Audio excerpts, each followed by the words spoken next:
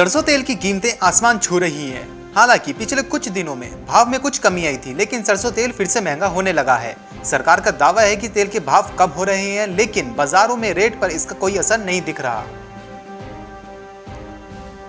मध्य प्रदेश के किसानों का आरोप है कि राज्य में सोयाबीन बीज की भारी कमी है। इसी कारण 60% क्षेत्र में खरीफ फसलों की बुआई का काम शुरू नहीं हो पाया है। वहीं सरकार का दावा है कि इस बार पिछले साल से अधिक बीज मौजूद है और अतिरिक्त मांग के कारण किसान बीज की कमी का आरोप लगा रहे हैं। इंदौर में चने में सटोरियों की सक्रियता बढ़ रही है। इससे चने के साथ दलहनों के दाम में भी सोमवार से बाजार में तेजी आने लगी है। वैद्य मार्केट में सटोरियों की सक्रियता बढ़ने के साथ ही चना उत्पादों की बाजार में मांग भी बढ़ रही है। सोमवार को चने में 125 रुपए की तेजी दर्ज की गई थी।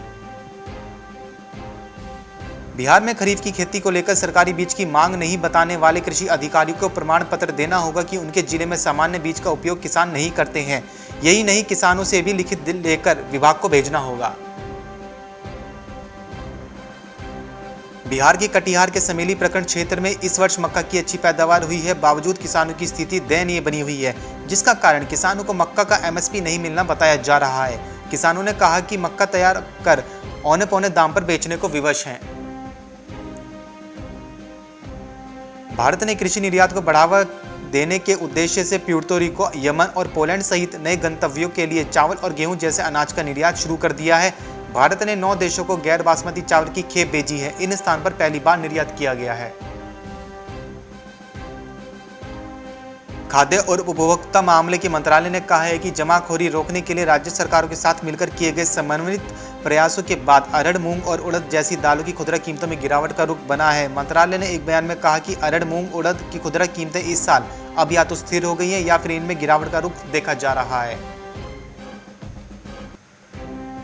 कीमतों के मामले में कभी जमीन तो कभी आसमान पर पहुंचने वाले प्याज के भाव नियंत्रित रखने के लिए केंद्र सरकार इस साल खरीफ सीजन में प्याज का रकबा बढ़ाने के भरपूर जतन कर रही है।